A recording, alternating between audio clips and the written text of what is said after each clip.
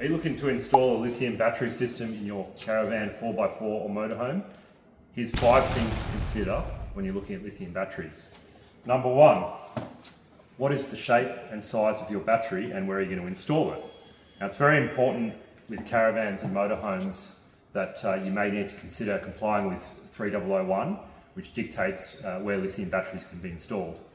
We've got more info on our website about this. If you are looking to install batteries in an area where they may be subject to water or dust ingress, you may want to consider a marine battery. Number 2, how do you want to monitor or communicate with your battery? So if you've already got a system sitting there, you may have shunts already, so you want to check that your shunts can be reprogrammed to the voltage and capacity of your new lithium setup. You may want to go for a simple shunt like this, which has got Bluetooth, or some batteries have Bluetooth built in and an app, which is a really simple way to monitor the batteries. And if you want to be a bit more sophisticated, you can get batteries with full wide communication. So that's either RS485 or CAN bus, and that's for integrating into systems such as the Victron Servo GX. Number 3, what are your loads? This is probably the most important thing to consider. Now, if you just want to run a small fridge and some lights, then you can probably get away with a basic 100 amp hour 12 volt battery. If you've got an inverter and you want to power more sophisticated AC loads, such as induction cooktops, microwaves, coffee machines, that sort of thing, you need to probably consider running multiple batteries in parallel, or consider something like a large format 400 amp hour or 5 kilowatt hour battery. Now, along with the capacity of the battery to support those loads, you also need to consider the continuous discharge ratings. So a 2,500 watt inverter or a 3,000 watt inverter can draw up to 300 amps from a 12 volt system. So you need to consider capacity, number 1, but also your continuous discharge rating. 4, you may want to consider, when sizing a system, you need to also consider how you're going to charge this system.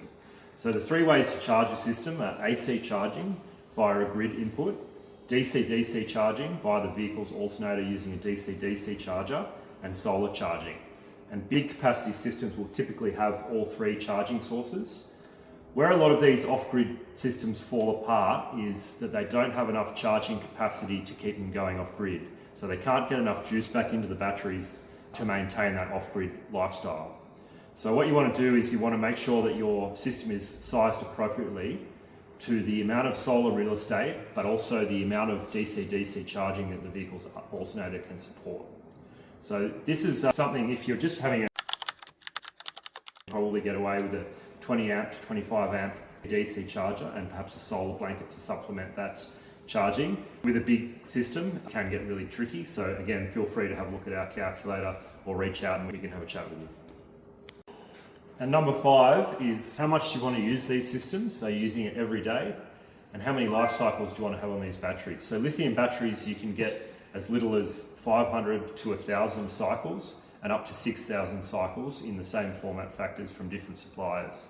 So you want to make sure that you check the cycle count specifically of the model that you want to purchase, how many cycles you can get out of those cells before you see capacity degradation, because this is going to affect how long you have the batteries for. In my opinion, it's definitely worth spending a little bit of extra money. It may be only $200-300 more to get long life cycle packs. So if you're interested in having a look at our system sizing calculator, just comment calculator below and we'll send you a link.